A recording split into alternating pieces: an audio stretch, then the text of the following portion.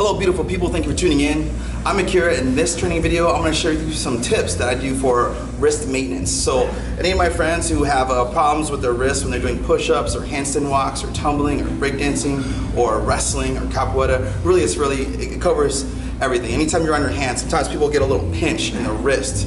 I know this from experience because when I was a dancer in my younger day, I used to actually, this is before they have these really nice wrist wraps that you can use now. I used to use a mouse pad. I'd cut up a mouse pad and I'd duct tape it around my wrist, and then I'd just go and I could do flares all day like that. But I never understood like why my wrist always hurt when I just didn't wear them. Until one day I realized like, man, I could actually train my wrist, get them strong enough to where I could do handstand walks for as long as I want. I could do power moves for as long as I want, and it never hurt my wrists.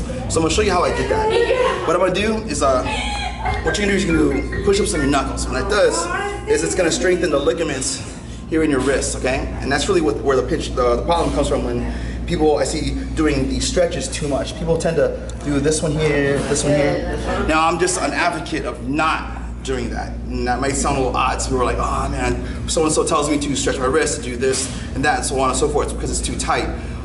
My theory is that the problem is that it's too loose. So to tighten that, to strengthen it, what you're gonna do, you're gonna do your push-ups on your knuckles, and it doesn't matter whether you're on your top two or your bottom three. What you're gonna do, focus on keeping your wrist flexed. And here's a tip. When you keep your wrist flexed, what you want to think of is when you hold your arm up, you're flexing your wrist. What that means is if you try to bend your wrist forward or backwards, it won't move. So that's what I mean by flexing your wrist. So that's how you want to think of when you're making a fist. You want to think of flexing your wrist that tight.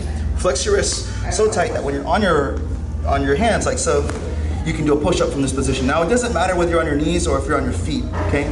So when you do your push-ups, just like that. Make sure when you do these, you're really not trying to get a pump in your chest. The goal here isn't really about, to see how many push-ups you can do. The goal here is really to tighten and flex your wrist, to make the ligaments in your wrist tighter, right, stronger. So what you're gonna do, what I would typically do is I would do 10 to 20 push-ups all in a row.